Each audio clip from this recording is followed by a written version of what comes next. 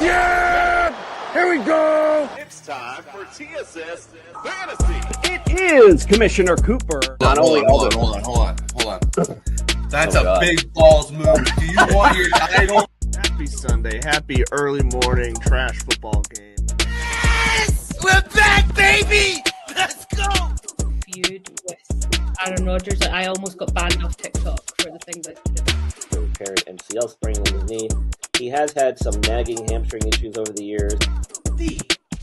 Lots of fun words start with D. Like bye weeks.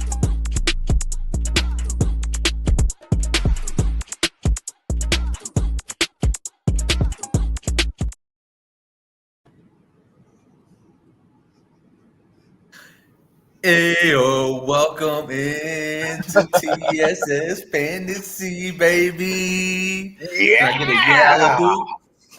Yeah, that's what's up. It is playoff week, everybody. It's semifinals week, the second most important week of the entire fantasy football year. And we are glad that you are tuning in right now with us because we got it. We're here and we're ready to answer your questions and break down these games like Travis Kelce does in that animated little version. But yeah, welcome into TSS Fantasy. I am, of course, your fantasy Jesus, Justin Herrera. My buddy right here, Mr. Mallard himself, Mr. Sophistication himself, Andrew LeDuc.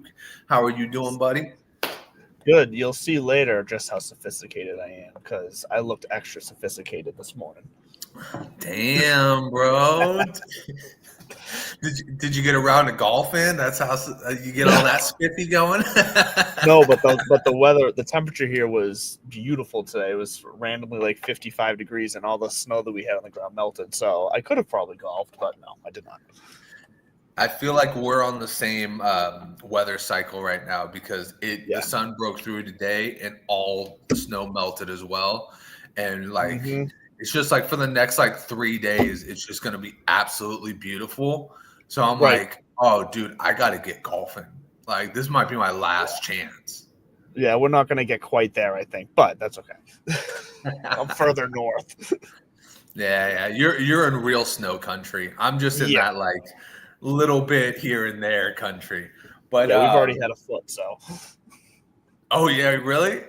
Yeah, that's what just melted. We had a foot like week and a half ago, something like that.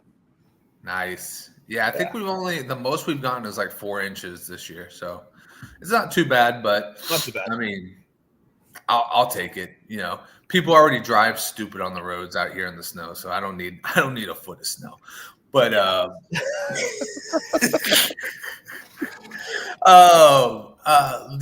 we're not talking about snow games this week, which is actually a good thing because I love the fact that all our players are going to be playing. But for the players that aren't, we go to the doc. It's time to get your latest NFL injury updates with Brian from the Injured List podcast. The doctor is in.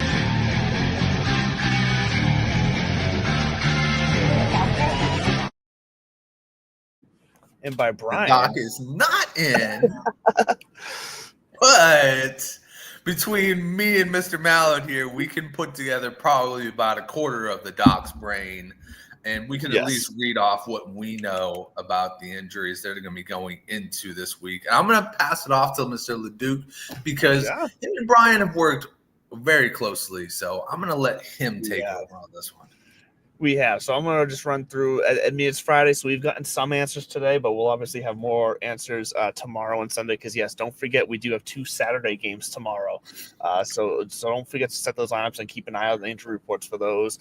You got to probably play ahead with maybe tomorrow's guys being in your actual position spots. If you have multiple flex, leave Sundays for flex just in case. It's just one of those things you got to make sure you're paying attention to when we got kind of a weird schedule like this. But anyways, first on the list, Javonte Williams had a neck injury. He is off of it as of today, as of just a couple hours ago. So he should be good to go. It looks like CeeDee Lamb as well had a little illness. Stomach bug's been going around the whole country. So he's off the injury report as well. He'll be fine. So great news there for Dallas. They should be firing on all cylinders. Marvin Harrison is still listed as questionable for Sunday. He's been practicing all week, but limited fashion. So he says he's good enough to go. That's probably going to be enough. But, with the Cardinals being where they are, we'll see how far they really push it. But Marvin Harrison says he's good to go with that heel injury, but keep an eye on that. But it's looking like he's probably going to play. Nick Chubb is questionable as well. That's a rib injury, so that's really more of a pain tolerance kind of situation, as long as it's nothing that's threatening, puncturing a lung or any other organs like that. He closed the week with 2 straight full practices, so once again, it looks like he's probably going to go. And Woody Marks is also questionable. He's a little bit more of a true questionable, it seems, but he got in 1 practice this week. So he's going to be closer to a game time decision. So this is going to be a situation where I'm assuming just one of them is probably going to play. Right now, it seems to be leaning towards Chubb, which is unfortunate for Houston because Woody Marks seems to be the more electric option there. So just keep an eye on that situation. It's honestly probably a situation where I'm going to stay away from anyways. So because a rib injury, even if Nick Chubb is the main guy, that's tough to play through. Devontae Adams already said to not be expected to play this week. Coming out of he didn't play last night. I'm sorry, he didn't play last night, but he's also already been said to not be expected to play next week, week 17. So that's big news there. The touchdown king himself this year. We kind of saw how that worked out last night for the Rams. We'll get into that in just a little bit. RJ Harvey, good to go. He's off the injury report. And Geno Smith will be making the start for the Raiders. So he's back in there. Ollie Gordon, good to go. Devon Achane is also off the injury report, so he's good to go in a fantastic matchup for the Dolphins. Let's see, what else we got here? That's sorry about that. We got so much. Sorry, we got so much news here just today in the last couple hours. Something to watch. Anthony Richardson, limited practice today. 2 straight limited practices. Phillip Rivers was already named the starter for this week, but it seems like the Colts might be looking to get Richardson some reps by the end of the season here, so in the last 2 games possibly. So if you're relying on another magical Phillip Rivers performance in your fantasy playoffs, I'm not sure how you're there anyways, but Anthony Richardson, Phillip Rivers, we'll see what happens there for the Colts as their playoff dreams kind of dwindle to nothing.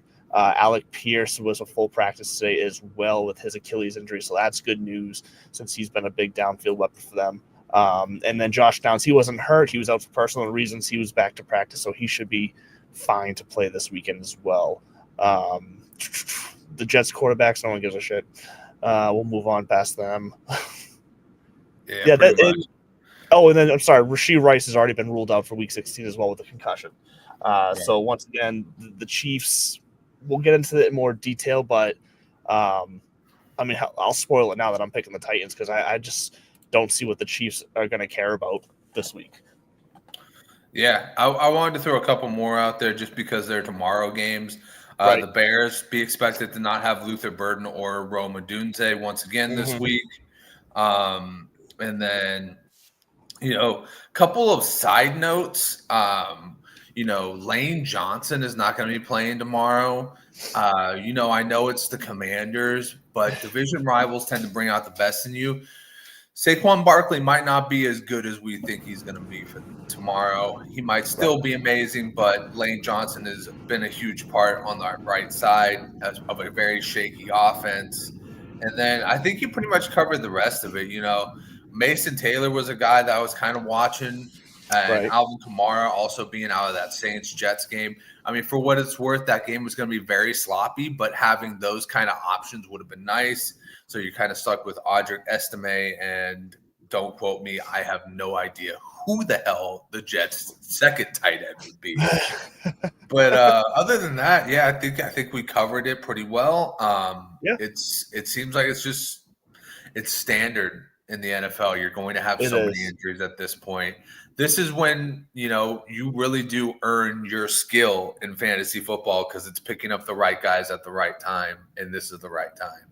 But anyways, As for our injury report, we are going to see you out with NeuroGuard Plus. Dr. Michael Hutchison has harnessed the latest in neuromuscular dentistry and impact technology to develop a mouthguard that does more than protect.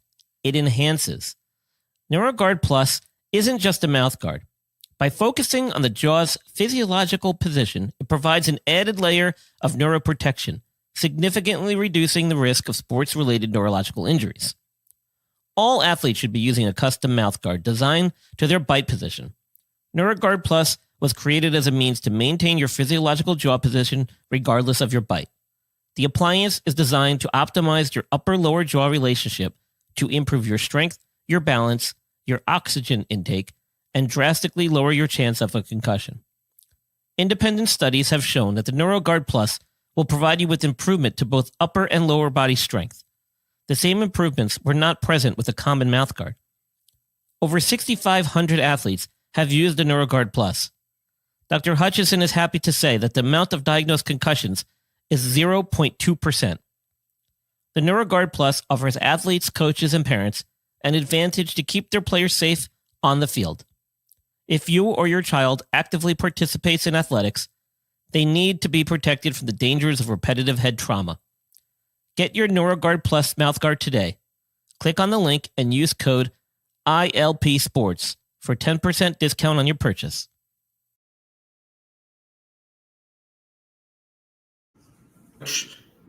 Quick shout out to Daniel Barry. You're always Yes. up here, man, brother. We appreciate you for always stopping by. But, like LaDuke said, we had a banger last night. We got a lot to talk about. Breaking news. The boys from TSS Fantasy still don't know what the hell they are talking about.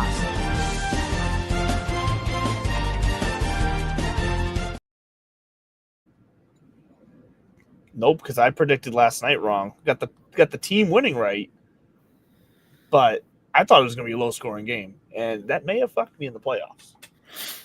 Not just you.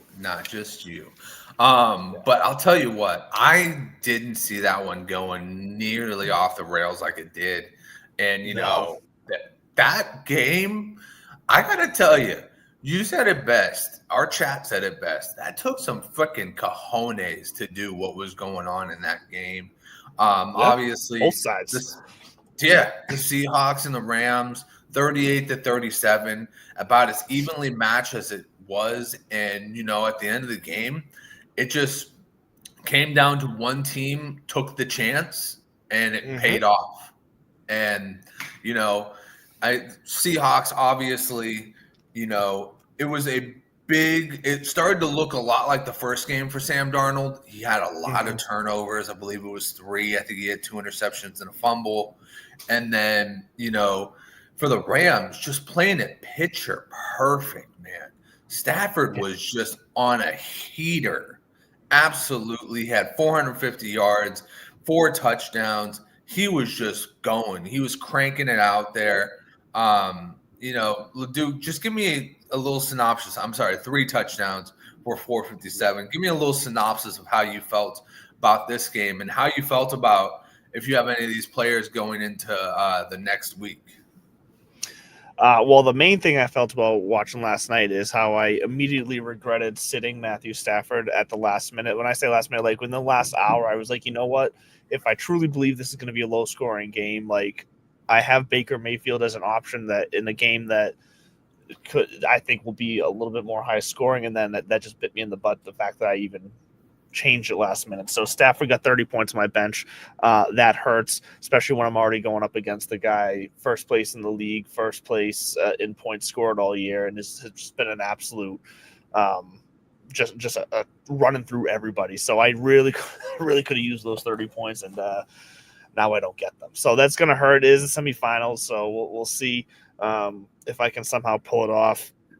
But the game last night, I do think I'm not the only one who sat Stafford for that reason. Judging from Facebook groups, other people were posting the same thing. So it made me feel a little bit better.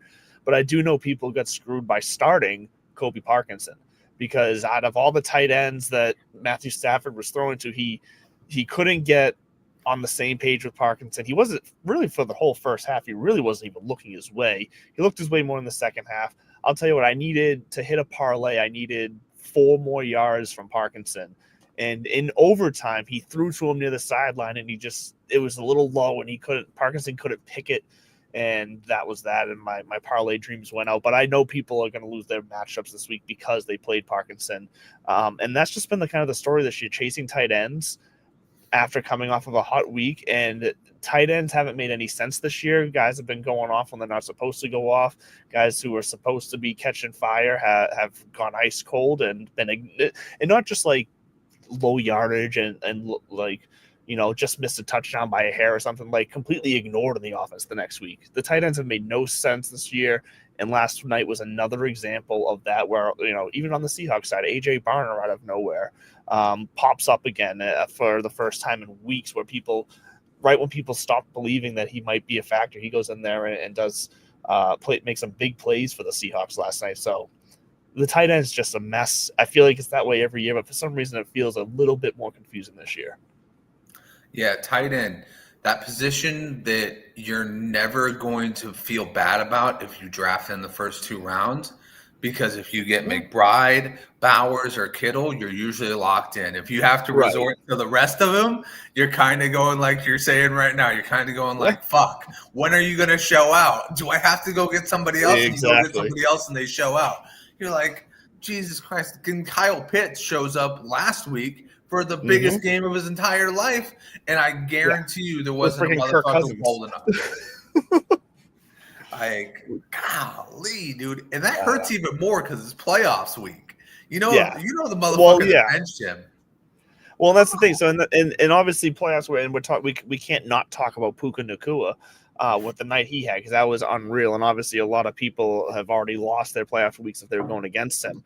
What I found interesting in this 14-team league that I was referencing, that I'm in the semifinals in, so out of the 4 teams left, Nakua is not on any of the 4 teams. So I'm a little surprised with the season he has that he hasn't led a team into the Final Four. And I'm going to, actually go back and look to see who had him and where they finished, because it's just curious to see when someone has a record-setting year like that. Like looks like he's going to break Cooper Kupp's record that he also set with the Rams and with Stafford. How much can it carry a team? Can one position carry your team? And you think it could, because with the amount of points he's scoring, but I got to find out who the hell has him and see where they fit. Well, you know what? I like to think of it as, sometimes you can get lucky and fall into a player like that, but you got to that's where the skill is too. You got to build around it. The guy in our major league, in our major podcast league, one guy had Jonathan Taylor, and he was probably the scoring leader the entire season. First round exit because he didn't build properly around that team. And he was just kind of living off of those Jonathan Taylor weeks. So, I can imagine that being an issue. I will say this, though. In one of my dynasty leagues where I'm in the semifinals, I got 81 points because I had Puka Nacua and JSN in the same league. And nice. I am currently sitting with 81 points going, okay, let's go. Everybody else can take the week off. And the guy who has Puka Nacua actually finished 13-15. It's a league where you get 2 matchups a week. So he finished 13-15. He had the likes of Chase Brown, Caleb Williams, Jake Ferguson, Dobbs. So he really, Harrison Jr., who's been a disappointment this year. A doomsday. So he's had some guys that should have been better than they were, honestly. Yeah, he seemed to have really hit the injury bug more than anything else. Right. Yeah, because he had Pacheco on that team too. So he definitely ran into some bad luck. For sure. But I mean, this is a game where now the way that the season plays out for the NFC West, you feel good going in the championship week because none of your guys are going to get sat. Well, that's true. Puka Nacua is 100% on the field. Matthew Stafford is 100% on the field, and JSN, because every one of these teams has to be perfect for the rest of the season just for that opportunity to win the number 1 seed. So so many options. So that's a great feeling. Yeah, best case scenario, 100%. But while that was great, it's on to the next one. It's time to get your lineup set with TSS Fantasy's Friday Night Breakdown. Breakdown. Bring it on down. Breakdown. Bring it on down. Bring it on down. Greg has like no reaction to Fred dancing like that in that video, which just tells me Greg saw that way too many times. It always gets me every time. The whoa. Yeah. Yeah. Oh, man. Love it. To have been in that room when Fred was doing it, just experience that. But anyways, let's get it started with a little bit Philly, Washington. Would have been a good game last year. This year, it's kind of just game. But, Philly against the quarterback is number 9. Washington is 28th.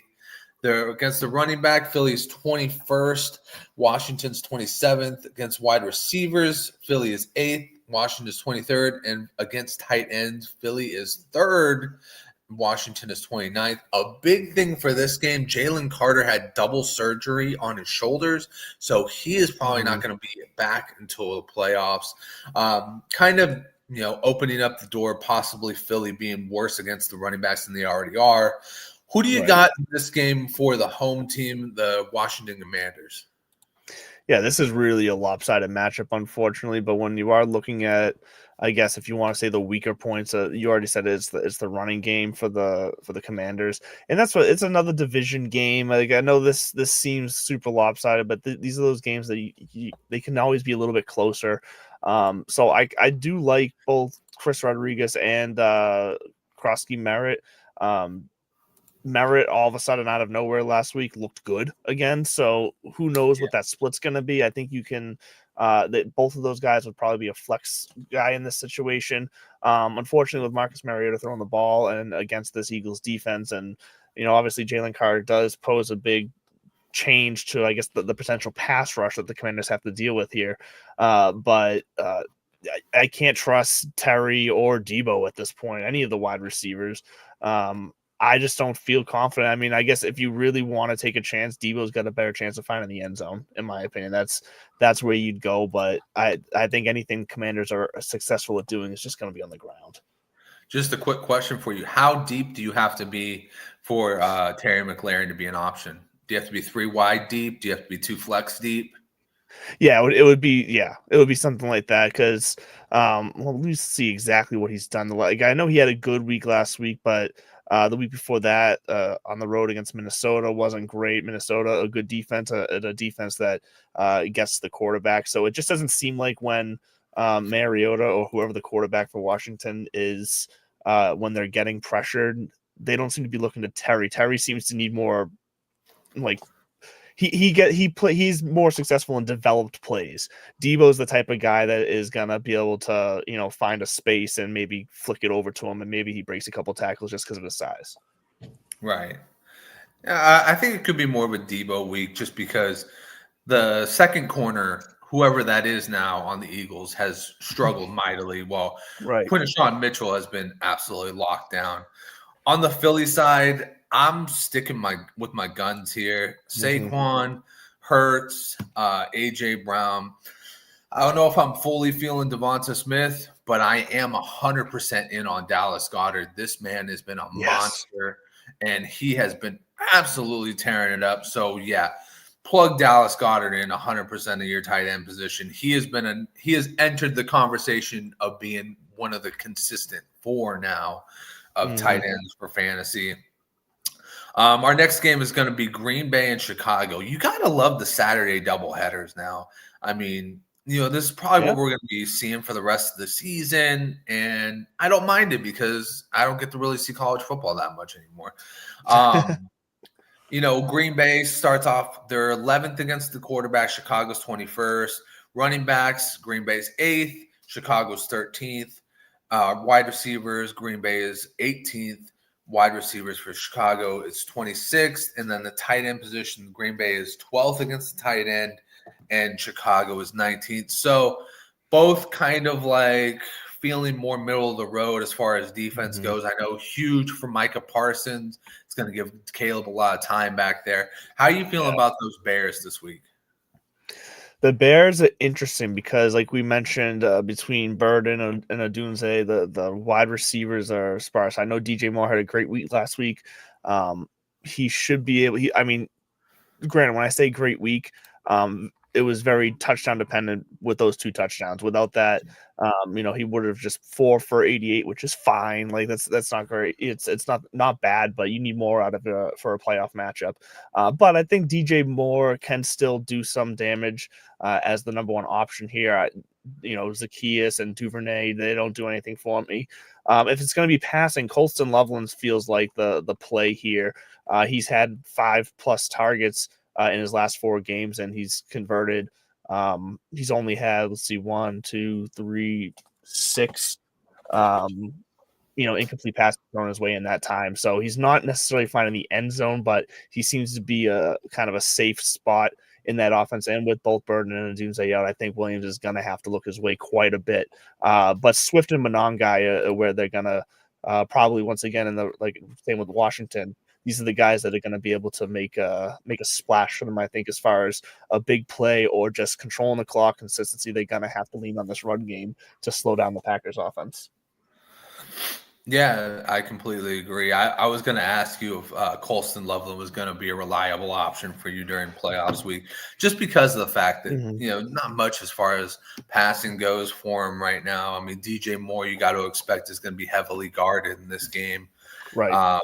But, could be one of those big ball moments, as I say in the end. As far as Green Bay goes, Green Bay had a really good game against Chicago the first time.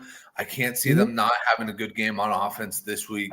I think their defense actually might surprise some people with the injuries to Chicago. But, I'm starting Jordan Love, no problem.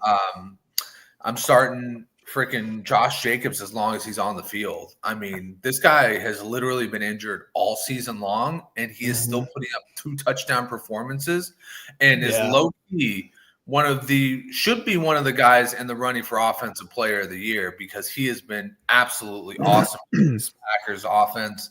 As far as wide receivers go, Christian Watson has been said looks like he's going to be a good to go after that horrific injury. I thought he had broken his collarbone the way that it did not look good at all at the time.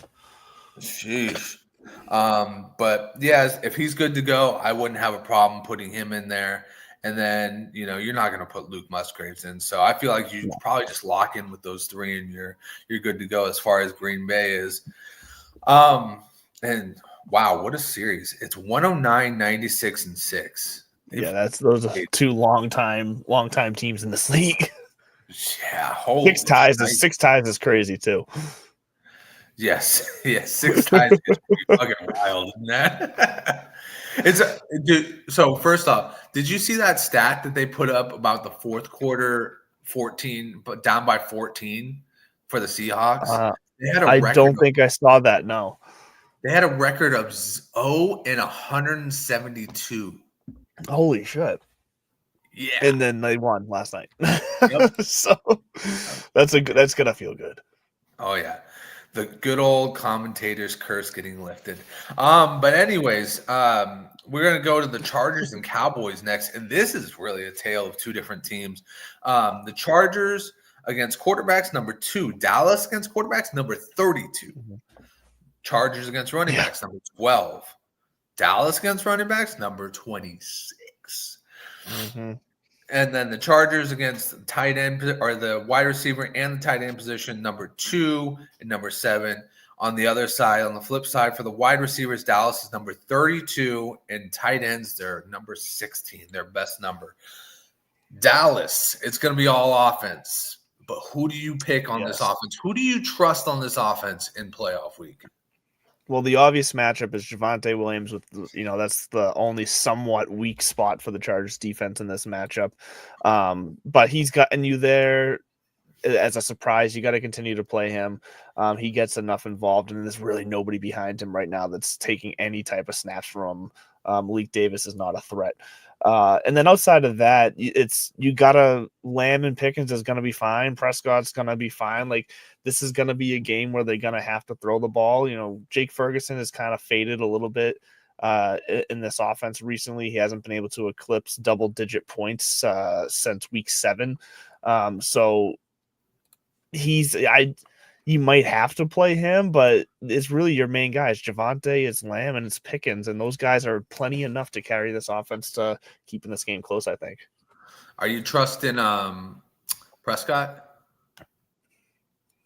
Yeah, I'm fine starting Prescott. Like, I'm not necessarily I don't think he's going to be like a top 5 quarterback, but I think he's going to be right in there in like a top 12, top 13. So I think in the playoff week, you're most likely going to have to start him unless you got lucky and were able to get some other guys and feel like you're in a situation like I felt like last night where I sat Stafford stupidly, but felt like the right decision at the time because I had Baker Mayfield in a better matchup. You might be in a situation like that, but I think you're going to have to start Prescott. And between Pickens and Lamb, both of those are 2 guys that can get yards after the catch, to where even if he's under pressure and he's got to get rid of the ball quick and short, like they're gonna get him some points for him. Agreed. And DJ Master, you have a blessed day as well, man. We're excited that you tuned in. Thank you so much. And yes, football indeed. But yeah, I mean, I completely agree.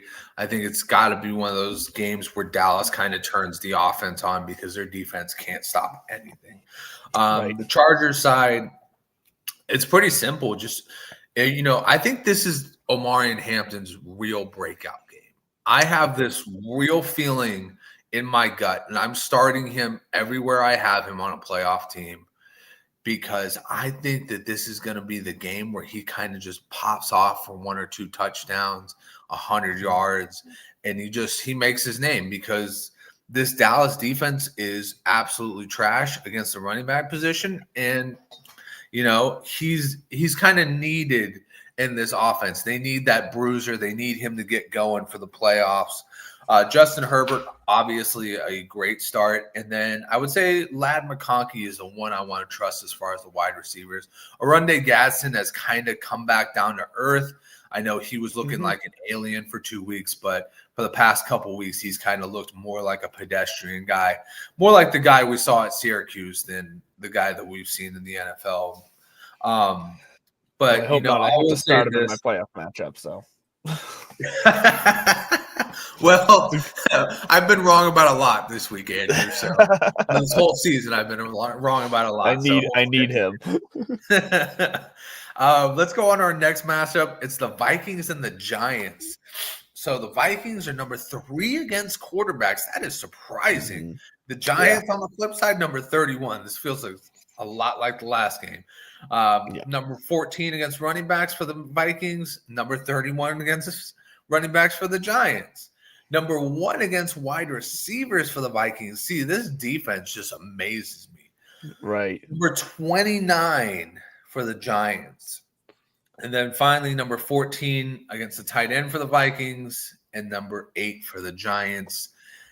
The Giants, that's a tricky one because they have very favorable matchups, but they also have a quarterback that loves brain damage.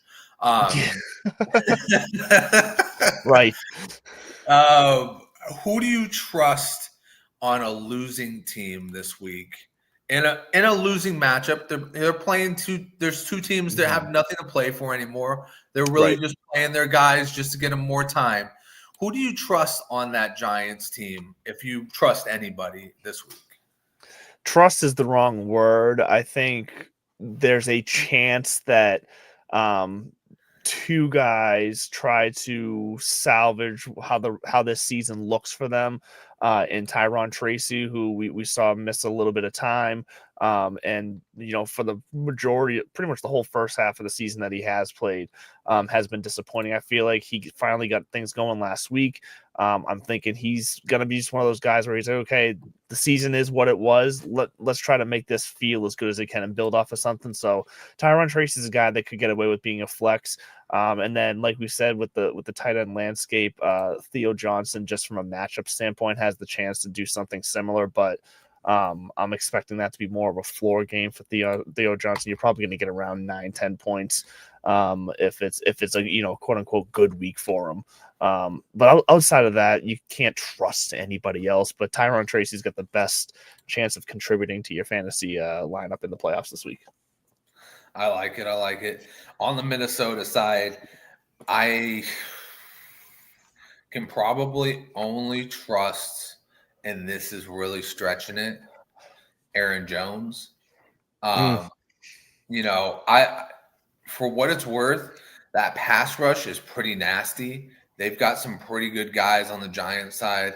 I could see them getting to J.J. McCarthy and making him look real bad. And that being said, you're not trusting a guy who nicknamed himself 9 going into your fantasy. Right. And if you are, you probably had Patrick Mahomes going into last week and barely eked it out. So you've probably been doomed from the beginning. But I'll say this, you know, Justin Jefferson, I hope you either work out really hard with number 9 in the offseason or the trade, because his things need to get better for the best wide receiver in the league, because he is just not looking like it. Jordan Addison could be a real deep flyer if you have enough space on a team. He's looked all right. But yeah, other than that, I don't, you know, maybe the Minnesota defense. I've been contemplating Minnesota defense or Buffalo defense, because I'm playing the Vikings defense in DFS this weekend on Sunday. We'll see that, but yeah. Well, shit. You've won quite a few DFS championships. Maybe I'll think about that one. Not this year, but yes, thank you. Last year I did. You're right. I should take a peek at what Meg's roster is looking like. Let's move on to Cincinnati and Miami. It's a shame that Commissioner's not here to give us an America's team. Just doesn't quite feel the same without him on that one. But America's team. America's team. Yeah. But Cincinnati, Miami, Cincinnati coming in. This is really just going to be. It's either going to be a really fun game or you're going to go, oh God, this game. Yeah. Cincinnati 30th against quarterbacks. Miami 23rd. Running backs. Cincinnati's 32nd. Miami is 17th. This is the interesting part. Wide receivers, Cincinnati is number 5. I know, Miami, out of nowhere. It's very random. Number 7. What are we talking about here? Right. And then tight ends, obviously this is the weak point right here. Number 32 for Cincinnati versus number 30 for Miami. So other than starting the tight end, who else do you like in Miami? If anybody, because they're starting their rookie QB. Yeah, I mean, Ashen, you probably got to start just because he's so explosive and he's just had that kind of year. Like, I don't see them just slowing him down just for the hell of it. They got to do something to get through the game. So Ashen will be that guy. And then honestly, this is one of those. So we're at that time of year now, and this is really the first game we've talked about this week where, you know, we have this rookie quarterback coming in and making this start out of nowhere before anyone expected it.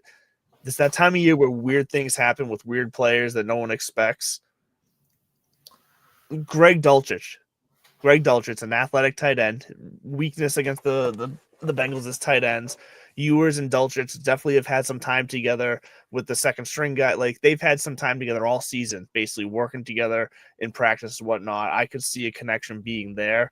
And yeah, Waller's playing, and he's been the tight end with all the targets. He had a great week last week with the 2 touchdowns. But you know, 50 only. Sorry, what was the yardage there? Why is it not showing me his yardage? What the hell? Oh, 66 yards, sorry. But so he was very touchdown dependent last week, as Waller's been this year when he has had good games. But I could see Dulcich getting involved here. Let's have some fun with this. Let's see what Ewers can do. And if he's going to have this opportunity, he's going to look for guys he's comfortable with.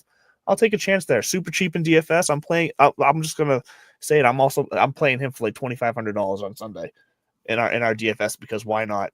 It's that time of year. Weird things happen. Greg Dulcich. I like it. You know what? Those are the type of plays that win you $1 million. I'll tell you that right now. We'll see.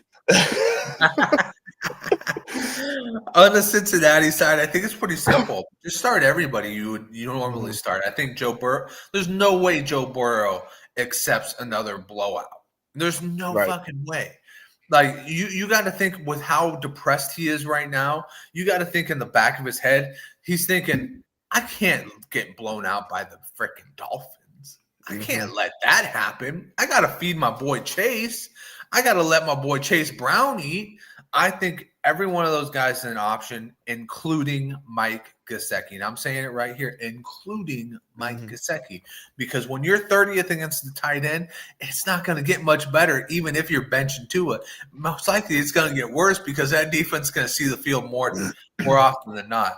So if you have a Bengal in and you made it this far, like I said, if you have a Bengal and you made it this far, because last week was rough, then I would put him in, and hopefully you'll ride it out to a championship.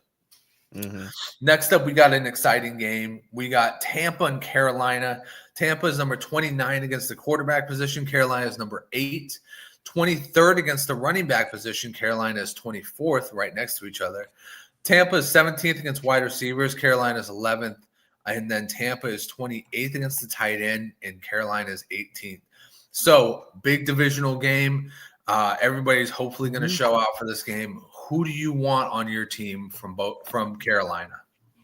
Yeah, it's really just Rico Dowdle and Tet at this point. And even Dowdle has been so inefficient. He's very touchdown dependent at this point. I mean, last week alone, he had 16 carries and only 49 yards. Like that's brutal efficiency. So, he's averaging just under or right around 3 yards per carry, just about all season right now. So, but I think in this game, Dowdle can be okay to find the end zone. And I think Tet's just going to be kind of a target and reception monster. I know he had a quieter week last week and the week before the bye, but it feels like if Bryce Young wants to get it going, he knows Tet's the guy to do that, because really everybody else is kind of rough here. And, Coker might slide in here a little bit too. He's coming off a good week.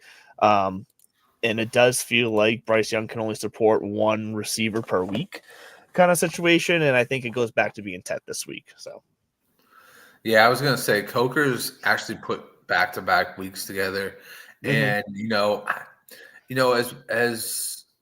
as correct as you are, Young has not been a very stable quarterback for both of his wide receivers at the same time. Right. I will say Tampa is getting had at an all-time high this year, especially for Todd Bowles being a defensive coach. Would not be surprised if this turns into a shootout along the lines of what we saw with our Thursday night game. And I would not be surprised if you see a lot of points getting put up by the wide receivers in this one. Very exciting game. On the Tampa side, give me Mike Evans. This man's history against Carolina and eating their cookies is ridiculous. If you look at this man's history against Carolina, it's a Pro Bowl season. He's that damn good. He's got over 1,700 yards, over 16 touchdowns. God knows how many catches against this team. This dude, if he matched his Carolina Panthers season up against all of his other seasons, it'd be the best season he's ever had. So, that being said, you want him in your roster. I think this is a great game for Bucky Irving to get back on track. And then, if you're searching for Ibuka, Godwin, Otten, all these other guys, I don't know what to tell you. I probably would say maybe just get Chris Godwin, because it seems like Ibuka has just been inefficient for the past couple of weeks. Yes. He hasn't had it. He's getting the targets, but he just has not had he's just not bringing them in. He's had more drops and more misses than I ever thought he would when you saw him come into this game or coming into this year. So, stick it to the simple bread and butter. You get your Baker, you get your Bucky, you get your Evans, and if you really want a long shot, I think you get your Godwin in there and just roll with it, because this is going to be an exciting game. My entire playoff lineup this week is long shots, because I also need Godwin. So there you go. That's it. Hey, you're either gonna live and die by it, right? You're either gonna have a miserable. It's gonna be brutal. I'm not. It's gonna be scary. Is what it's gonna be. If fantasy isn't scary, then I don't know why we do it. Right. New York Jets, New Orleans Saints. LeDuc, you want to tell me about scary? Mm-hmm. Jets 24th against QBs. Saints 10th against QBs. Tell me how that's happening. I know, On right? the other side, running backs 30th for the Jets, 16th for the Saints, 12th for the Jets and wide receivers, 10th for the Saints, 13th against the tight end, and 10th for the Saints. So the Saints are 10-10-10 all around. They're a top 10 defense. So Yeah, right. What's going on here? Tell me about those Saints. Tell me who you're feeling okay with, if you're feeling okay with anything other than the defense. You actually don't feel terrible about Chris Olave right now. He's kind of resurging with Tyler Shuck at the moment. Tyler Shuck's moving around good. He's mobile. He's rushing the ball. 3 straight weeks for him over 18 fantasy points. And that was against Miami on the road, Tampa on the road, and then Carolina at home against Carolina last week. So Carolina and is not a bad defense this year. That's good. And then this is a good matchup as far as the Jets defense not being great. So kind of all right starting Tyler Shook if you really have to in a second QB super flex situation. 18, if he's going to be locked in for 16, 17, 18 points, I'm going to take that over a lot of other guys I'm taking a chance on to do that when it comes to a super flex situation. So I like Shook, I like Olave, and everybody else, no. Yeah, I completely agree with that. And DJ Master says, "My mama said, my mama said, my mama said, my mama said, who's always for the devil?" That's right, yes. son. We do know that's from The Water Boy. We do that. We grown up with that movie. We know. You Abdullah Oblongata. But on the Jets side, man, I can't trust any of it. I'm just going to move on. Right. I can't trust the goddamn thing with this thing. I unfortunately have the problem of I have to start Brady Cook in one league because I don't trust Geno Smith. That's fucking crazy thing to say. Right. But I mean, I don't know who's worse, Geno or Brady. And I know who's facing the better defense, and that's Geno. That's for sure. So I am stuck with Brady Cook. And I'll tell you what, last week, that one touchdown, weirdly enough, it got me over on my matchup into the semifinals. So okay. What it is, my friend. But I'll tell you, I don't even trust the defense in this one. I can't. Yeah. Jets, just don't even worry about it. On to a better matchup, possibly, for some. Buffalo versus Cleveland. We got Buffalo is number 6 against quarterback. Cleveland number 4. 28th against the running back. Quinishon Junkins week incoming. 15th against the running back for Cleveland. 13th for Buffalo against wide receiver, 6th on the Cleveland side, and then number 1 overall against tight end. Buffalo is locking down the tight ends, and on the other side, it's 15th for Cleveland. Are you a Shador fan? Are you a Shador believer this week after his 3 interception week? No, I'm not a Shador fan. I think he's shown the ability to get the ball to Fannin. That's great. But as you said, Buffalo locks down the tight ends. They are really athletic linebackers moving around there. So this Judkins is really the only guy I trust from the Browns this week. And I say that just because we've seen a decent amount of Judkins' success is either short goal line work or really big explosive, long plays. And that's 2 areas where we saw the Patriots be able to have success against the Bills this past week and a lot of other teams as well. So I think it's one of those weeks where Judkins could break one and he could run one in from the 1 or 2 or whatever. And I think he's going to have multiple touchdowns this week. Yeah, I agree with you. I think Judkins is definitely the lock. On the Buffalo side, you want to get a little bit of everybody. I think this is going to be kind of like the warming up for playoffs for them. Would not be surprised if Josh Allen takes a couple in himself, if he gets James Cook heavily involved in this game. And then long shot wide receiver wise, would not be surprised if Khalil Shakir gets a touchdown in this game. and possibly if he's healthy, Dalton Kincaid. They need to get him going for the playoffs. But yeah, this seems like it should be an easy matchup for Buffalo. I do agree, though. I think Quinshon Judkins is due for a good game. He's kind of been in a slump. But yeah, I don't think this one is in doubt. I think Buffalo's going to stomp it. A game that just got a little bit more interesting, though, this past week. KC at Tennessee went from being no duh, it's going to be KC. And wait a minute, is Tennessee going to pull this out? KC is number 14 against the quarterback. Tennessee is number 26 against the running back. KC is number 5. Tennessee is number 19. Wide receiver number 14 for KC. And Tennessee is 28th. And then against tight ends, KC is number 5, while Tennessee is number 20.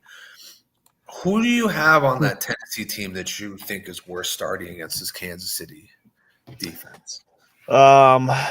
This game is impossible to predict this week. It just is. We have no clue how Kansas City is going to come out. We have no clue if they're going to give a shit, especially traveling to Tennessee. This is a game I'm staying away from wholeheartedly on all fronts. Betting, fantasy, nothing. I don't want to play like Pollard is the closest thing you have to being a flex guy in this game for Tennessee, and that's just because he's had 2 great weeks. And I'm gonna thinking of this game and rationale is that Kansas City is going to come out and not necessarily care. We already saw the way they kind of pouted after the game last week, where obviously losing Mahomes and losing the game is brutal. So I think Tennessee is going to be able to do some stuff against them, but this game is not a game I'm looking to get any money or winning or points or anything out of. Yeah, I mean, for me, I look at this game as I'm not starting Gardner, but there are a couple Chiefs I'm okay with putting in there. I think low-key, I think Travis Kelce could have a good game if you have PPR-wise, just because I think he'll get peppered with targets. He's going to be out there. Another one long shot is going to be Worthy. I think Worthy could bust the play in this one. Tennessee's secondary is absolutely garbage. But yeah, other than that, man, I mean, with Rice out, you'd think Marquise Hollywood Brown would be an option, but I really just don't want to bet on that, especially when it's playoff. So, I would just say if you have Worthy and you have Travis Kelce, maybe find a spot for him as a flex. But, if I were to put a bet on it, I'd say Kelsey's probably going to be the better option. But anyways, we need a better option for transition. No, we don't. Yeah. Because we got our own bodyguard who's watching from the UK. And let's step into the MEG zone. Yeah! Yeah, baby, I'm in some MEG zone today. Security. Hi guys, and welcome back to the MEG Zone, my exclusive club where only the best fantasy football players make it to the door. Everyone else gets stopped before they even get in. This week on my list, at the very top of my list, players to avoid in daily fantasy, Travis Kelce, Security. Chiefs. Now, we saw Patty Mahomes getting taken out with that ACL and LCL injury last week. I don't have very much faith in Gardner Minshew. I also just feel like Travis Kelce has not been on top form of late. So I would be avoiding Travis Kelce. Sorry, bud, you're not coming into the MEG zone this week. Next up, we have got Dak Prescott. Security. They face a Chargers side that has been formidable this season. I would not be putting up Dak Prescott against the Chargers. It's not to say that I am saying that they're going to outright lose, but I just think the Chargers defense is going to make it very difficult for Dak Prescott to put points on the board. Finally, we have got Harold Fannin Jr. Security. tight end over at Cleveland. I worry about that side against the Bills. I think that he is going to really struggle. We're not going to see the best of Harold Fannin Jr. this week. And so Harold Fannin Jr., how many times can I say it? He's not getting into the MEG zone this week, unfortunately. For more hints, tips, tricks, and advice on fantasy football and all things NFL, head over to my social media where you can find me on all platforms at Ballers_Meg. And I will see you next week for the penultimate week of regular season. Security. Coming in with them big words, penultimate. Yeah, I was gonna say. She shut down my Travis Kelce too. She sure did. She also shut down my Dak Prescott. So she really shuts down a lot of our picks often. Yeah, it's easy to say that we will not end up in the MEG zone, and that MEG zone's kind of where champions have been for DFS. So probably should take her advice over ours. But anyways, let's get back to the games. Let's get Jacksonville and Denver. This should be an entertaining one. Jacksonville's 20th against quarterbacks. Denver is number 7 against running backs. Jacksonville is 4th against running backs. Denver is number 1. Wow. That's an interesting matchup. ETN coming in probably the hottest running back going against that team. Wide receivers, 20th for the Jags, 9th for Denver. Patrick Surtain made a hell of a play last week. And then tight ends is kind of where the weak spot for both teams. 26th for the Jags. Denver is number 21 against tight ends. How are you feeling about Denver in this game? Yeah, Denver, I think the matchup plays out well, especially at home, for just to really just play the guys that have been doing it for you. Bo Nix has been crazy lately. Cortland Sutton is back on track with him. If you're really desperate and need a flyer flex, Troy Franklin is that boom or bust guy that might be worth the shot, especially in this matchup.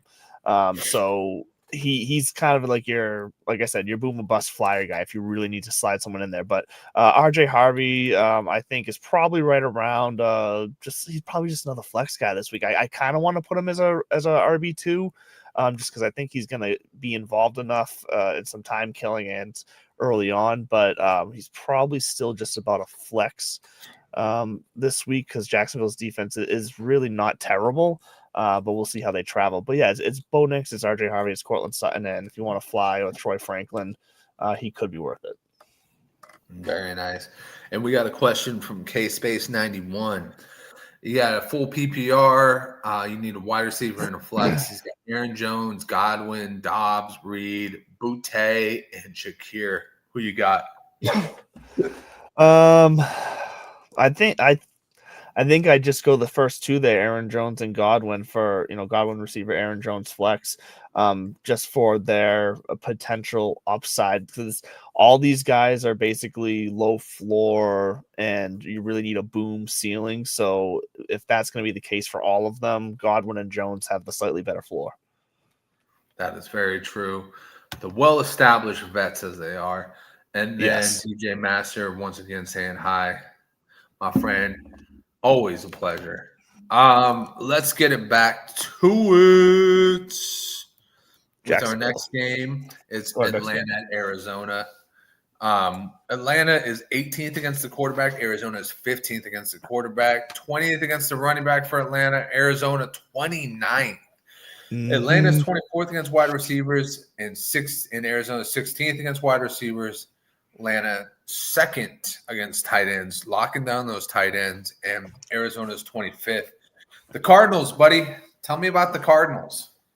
Yeah, this game is a sneaky point bonanza here, where both defenses are really just horrendous, and both offenses have enough weapons that might pop off. So I know the one strong point of the Falcons defense is tight ends, but Trey McBride is matchup proof, so you got to start him.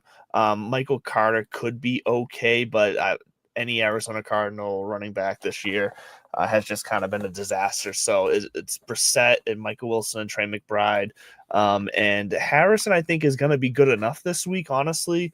I know he's been very spotty, but I think he's good enough coming off of the injury to where he's the flex guy. Michael Wilson is the wide receiver 2 in the scenario this week, because I just think Wilson's been too on fire, too hot, too much of a connection with Brissett to ignore. Yeah, I mean, I'm hoping so, because Brissett and Michael Wilson have just been absolutely making it look easy out there. On the Atlanta side, I got Bijan. Kirk Cousins could be sneaky in a super flex situation. And then the real pick here is Drake London coming back. He had a 4-game, injury stint. Hopefully it means he's fully healthy. Hopefully it means there will be no setbacks. And hopefully it means that he's going to go back to scoring you 15 to 18 points a game easily. So I'm going to go with that, and I'm going to leave Kyle Pitts off the list. I don't think Kyle Pitts is going to do much with Drake London back. This offense seems to always just feed one guy, and Kyle Pitts just had his name called last week. I don't think it's going to continue this week. Yeah, Kyle Pitts needs Drake London to not be in the lineup to be good. We've now seen that way too many times. Oh, look at this one. Wow. Big flex right here. Chase Brown or Travion Henderson for my RB2. Who you got, LeDuc? Oh, geez. Hold on. What is... Oh, God. See, because what I'm worried about, like we said with Cincinnati, what I'm worried about is what do they have to play for? Miami also has nothing to play for, but they kind of have that spoiler gene in them, I'd say, more so than the Bengals do. So I think I'd play Henderson just because it's a slightly better matchup going against Baltimore in a game that the Patriots really want to win, and he still looks like the more explosive option there. So see, what sucks though is that Chase Brown gets the targets and Henderson doesn't. Like that's oh god, you know what? No, Chase Brown because of the targets. I'm changing my mind. Chase Brown. God, that's close. Can you play Henderson in the flex? That's exactly what I was going to say. Bandit, who is your flex, and is he better than one of these guys? Because that's an option right there. Next up, we got Las Vegas and Houston. This seems like it should be a rapid kickoff at this point. Yeah. I'm just going to tell you, Houston right now, because it's so dominant. Against the quarterback, they're number 1. Against the running back, they're number 9. Wide receivers, number 3. And against the tight end, number 9. Vegas, against the quarterback, number 19. Running back, 25. Against wide receiver, 27. And tight end, number 4. It looks like it should be a pretty easy game to decipher. Tell me, who do you like on the Houston side? And I'll try and figure out who I like on the Raiders side.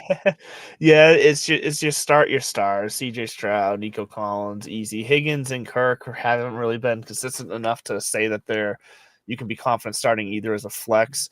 But Nico Collins should be able to be your wide receiver 1 this week. Stroud should definitely be a QB1. Like we mentioned in the injury segment, Marks and Chubb are both big question marks. Chubb looks like he's going to play. Marks is much more of a questionable situation. If Chubb is the only guy, I don't love that.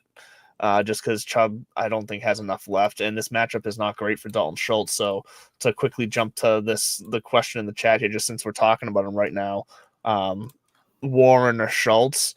I don't love the matchup for Warren either, and especially with Phillip Rivers throwing him the ball. But between this Houston game probably being out of control early, if Schultz isn't one of those touchdowns, I don't think we're going to see the need to even throw the ball to Schultz. So for the sake of game script and involvement, Warren, I'm going to give the edge to over Schultz there. I like it. I look at last week's shellacking from the Eagles and I go, can the Texans do more?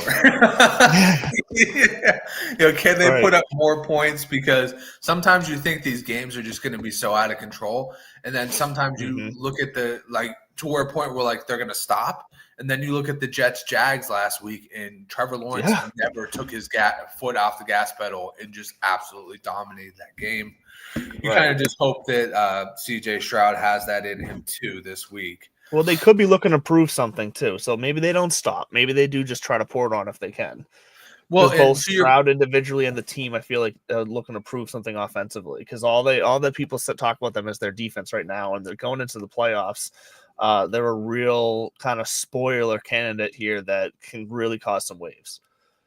And to your point, if Nick Chubb goes instead of Woody Marks, it could be just them all freaking gas, no breaks with the passing game all day long anyway. So, yeah, I mean, you gave me enough time to say this. Start Brock Bowers because Trey McBride had a good game against Texans. So maybe there's something there. Maybe. But I doubt it. All I'm going to say is somehow Geno is better than Kenny Pickett. So yeah, right. Oh, yeah, exactly. Exactly. Oh, and you got to wonder how bad Aiden O'Connell is to sit on the bench for that long. Yeah, he's bad. Apparently. We got another one from Caden. Purdy or Knicks? Who do you got in that one? Who do you got? I mean, I think I'm still gonna say Knicks just because I think that's just too good of a layup for him at home there. But you're the Purdy expert. Do you have anything to say in favor of Purdy here? I feel like the way the Colts defense is played, I feel like there's gonna be a lot more field goals than touchdowns being scored for 49ers. So I would go Knicks in this one.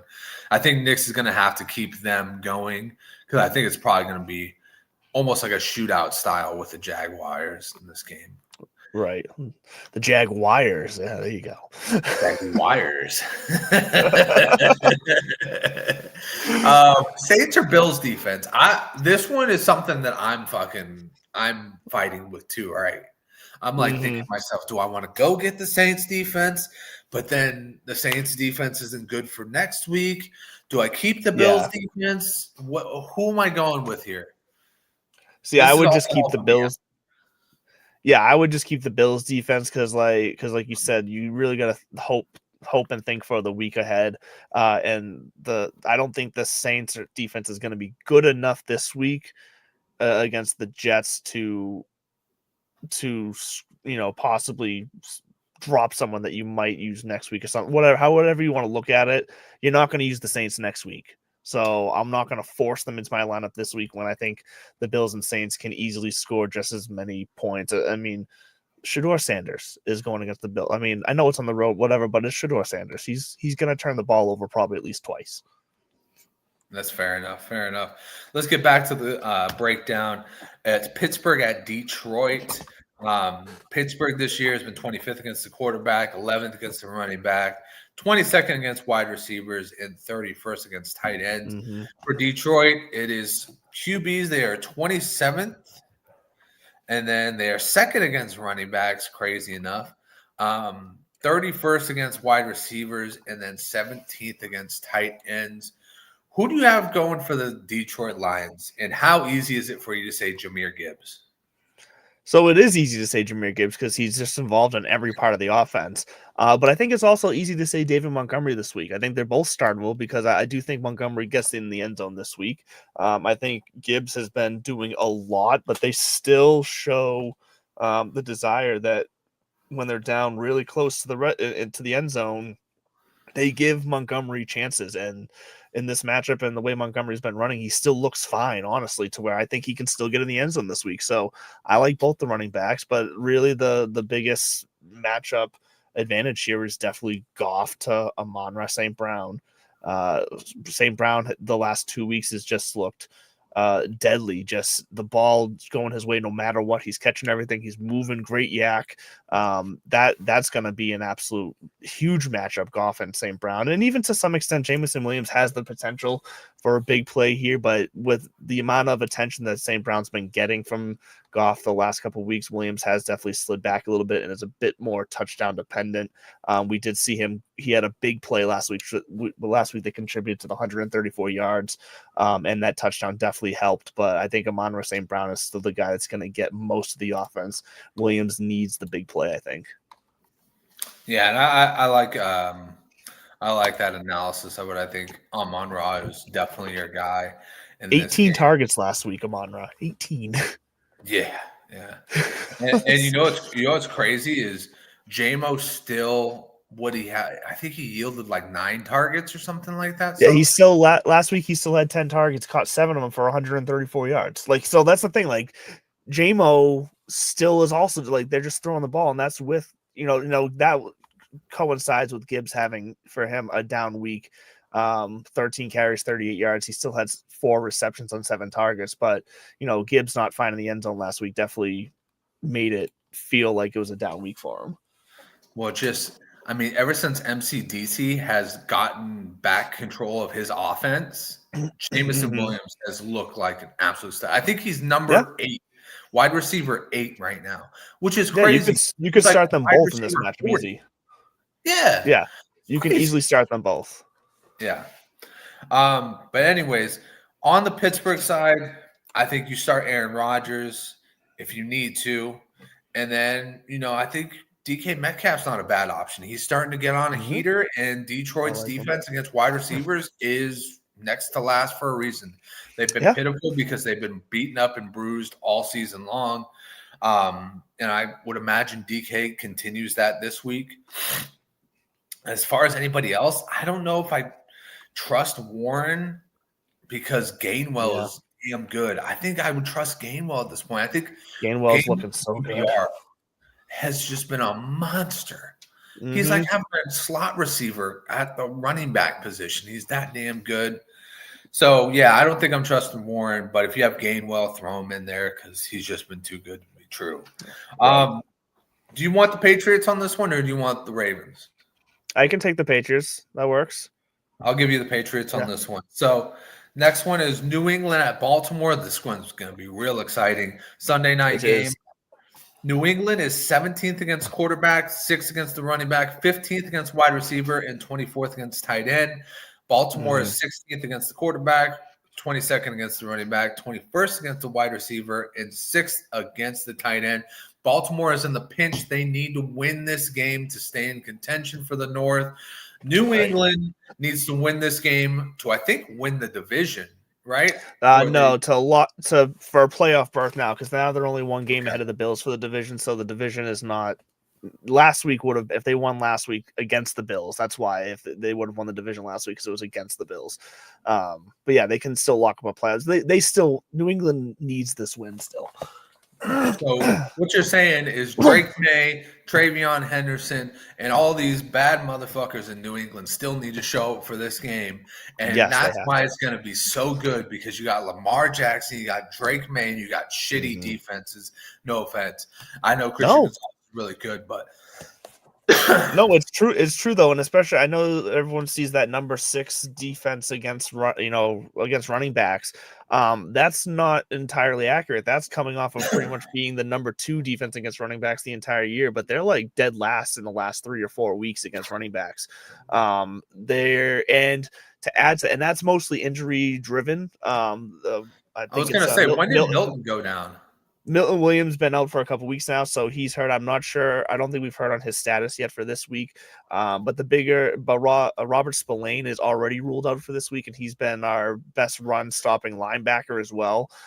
So this matchup scares me for the Patriots because it feels a lot like last week's matchup against the Bills, where mobile quarterback, an offense that leans on the run game and doesn't really have receivers that are going to scare you. And when they do pass the ball, it's to one of 2 or 3 tight ends, which the Patriots suck against tight ends. So this has got a lot of the same feeling as last week. I do think the Patriots offense can have more success against this defense though. So with that said, you still got to start Drake May. Hunter Henry, I want to say you can start one of the tight ends, but not by one of the tight ends. It's really just Hunter Henry at this point. But Hunter Henry has just been he's been invisible the last couple weeks. It's really just been May, Henderson, and honestly Stevenson has looked good. I know he hasn't necessarily put up the fantasy points, so you're not really going to get that for fantasy purposes, but he could squeeze into the end zone if you're desperate because he has looked strong. I know we were talking in text between Diggs, Kayshon Boutte, and I threw Mac Hollins in there just because Mac Hollins is kind of a vibe guy, and he kind of carries the water for everybody when it comes to that. And Drake May sees that and seems to like to feed him. He had 8 targets last week. He only caught 4 of them, but he had 8 targets last week, and he could get involved. But if you need to start one of these wide receivers, Boutte's your best chance for a boom game.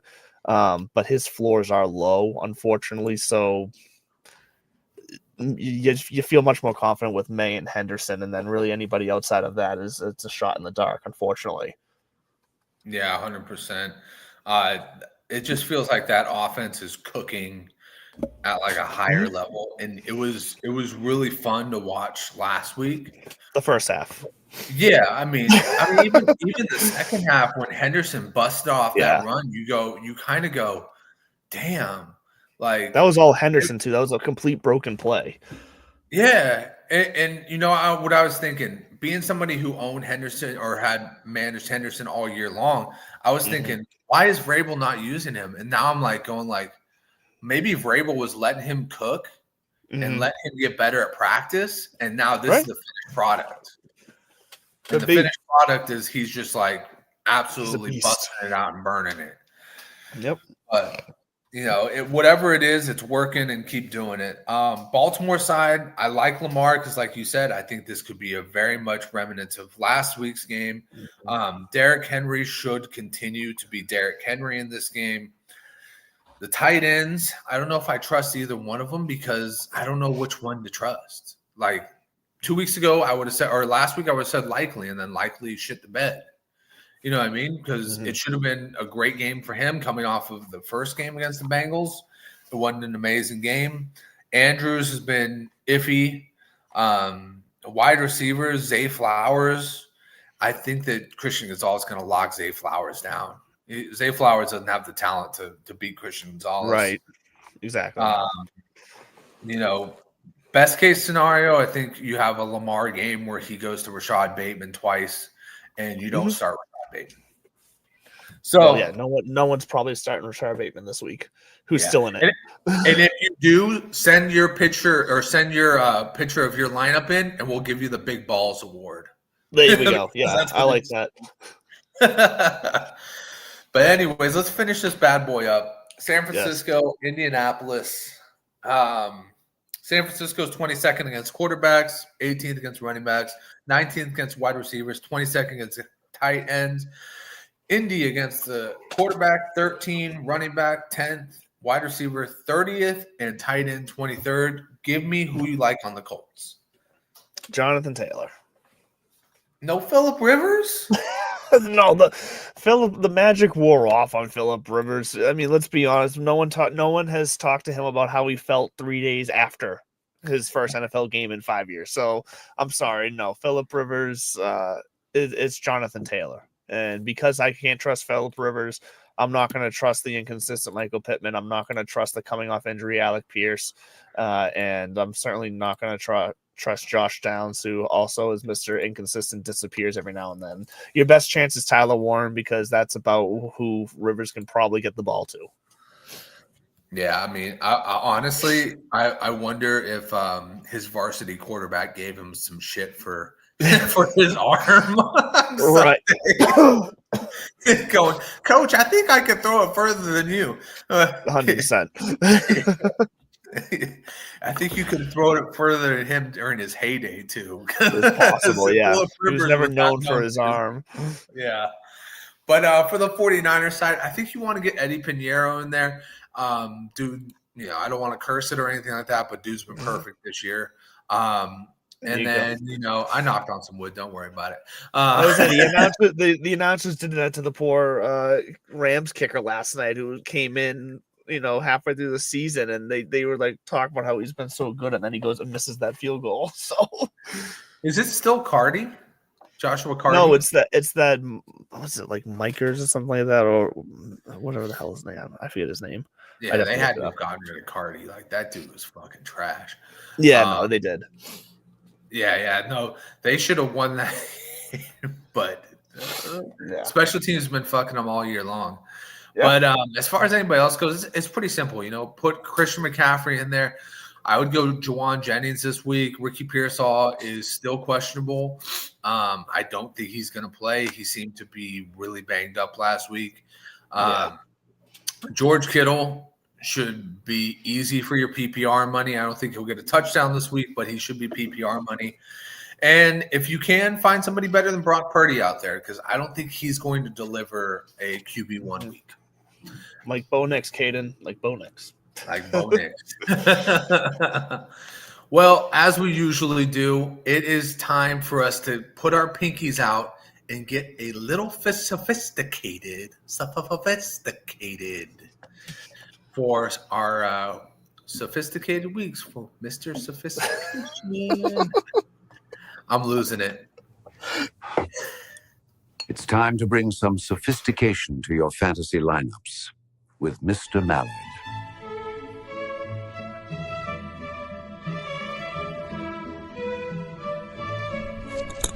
Hello, welcome to Sophistication Station.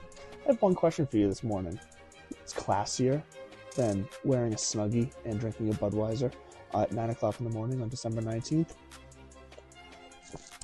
The answer is nothing. Well, I really can't say nothing. I would say nothing, but Quinshon Judkins does play the Buffalo Bills this week, and we just saw Trevion Henderson break off 2 big runs against that defense.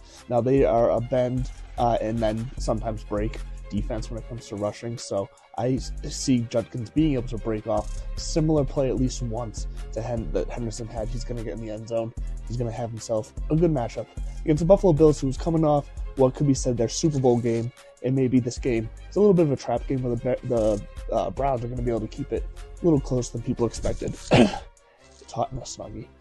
Second, we have Amon-Ra St. Brown. He looks back to normal. He looks electric. He looks to be the main target for just about everything for Jared Goff, so I like Amon-Ra St. Brown to have a good game in what should be a high-scoring game, at least for the Lions side, against the Steelers. And then on the other side of the ball, because the Lions are going to put up points, the Steelers are going to have to try to keep up. DK Metcalf, here we go. He's going to continue to get a bunch of targets, hopefully a bunch of catches, should find the end zone. These guys should all be classy for you to help you get to that championship game, or, depending on your league settings, maybe we need the championship. So, that's Amon-Ra St. Brown, that's Quinshon Judkins, and that is DK Metcalf for your classy starts this week. I'm Andrew LeDuc, host of the Divots and Pivots Show. Stay classy, my friends. Stay thirsty, my friends. Now go win your fantasy matchup with class. I didn't drink the full Budweiser at 9 a.m. this morning, by the way. I want to make that clear. I was working. Is it cold enough? Is it cold enough to where you can put the Budweisers outside and then go out there and be like, just pop one open? Well, it wasn't today because, like I said, today was actually quite warm. It was in the 50s here today, but it has been so far this December. Very nice. Well, you know what? I think I'm gonna have to throw an ice chest out there at some point and just try that out. When the snow, especially when the snow starts to come down, just throw a couple of those bad boys in there. Beer slushies. Oh yeah. But anyways, you know, from our Snuggie friend over here, Mr. LeDuc, you look like you were struggling over there for a second. I know. I got hot in that Snuggie so fast, and I was losing my breath because of that. So I was just trying to get the words out.